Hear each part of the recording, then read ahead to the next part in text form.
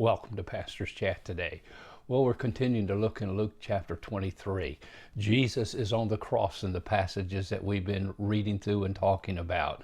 And here today in verse 43, Jesus had said to the thief on the cross next to him who had repented, who had recognized that Jesus Christ is the Son of God, sinless, stainless, blameless, and he was dying not for any guilt of his own, but he was dying for the sins of the world.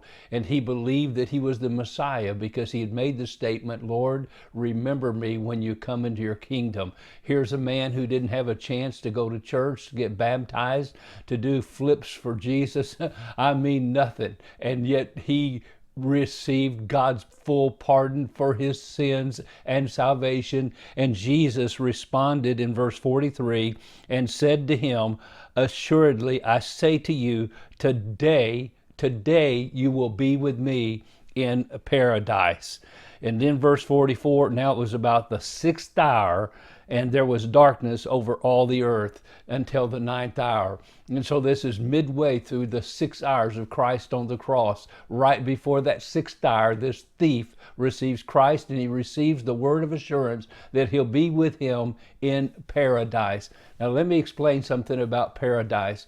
I believe the Old Testament and the New Testament, as we look at it together, teaches that when people died in the Old Testament and up to the resurrection of Christ, they went to a place called Sheol, or they went to a place where it had 2 compartments. Jesus explained that in Luke chapter 16. When the rich man died, he went to hell, and in hell he lifted up his eyes in flames of fire, being in torment. I'm tormented in this flame.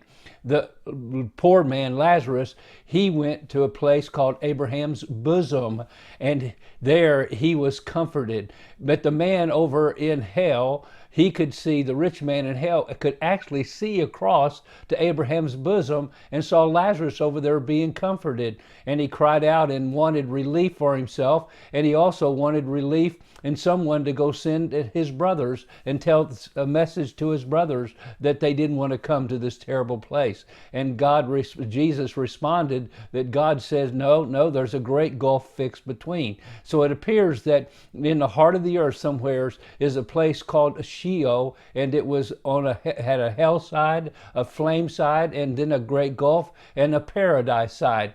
And I believe what we find in the scripture, that Jesus, somewheres during his death, in the 3 days in the grave, he went down to the paradise side, and there he took everyone from the paradise side at that time into the 3rd heaven. Why do we believe that? Because we believe paradise emptied out. But that day, Jesus went to paradise, and he said, today you'll be with me in paradise.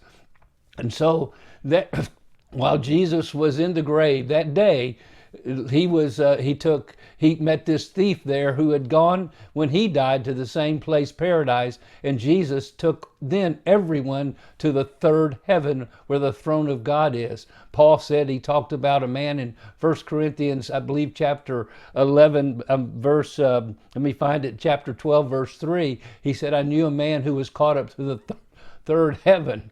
And we believe even when Jesus said in John chapter 14, I go to prepare a place for you, and if I go and prepare a place for you, I'll come again. In my Father's house are many mansions. If it were not so, I would have told you. So he promised the disciples there was a different place, a new place that he was preparing, and we believe it's the 3rd heaven where he is seated at the right hand of God. Now interesting, Stephen, when he was being stoned to death in Acts chapter 7, that he actually gazed into heaven and he saw Jesus standing at the right hand of God. Jesus stood up for Stephen when he was being stoned. So we believe, like 2 Corinthians chapter 5 verse 8 says, now for you and me to be absent from the body is to be present with the Lord. Why? The Lord's in the 3rd heaven. He took those in paradise there. But today people that die without Christ still go to a terrible place called hell. And one day it will be emptied out,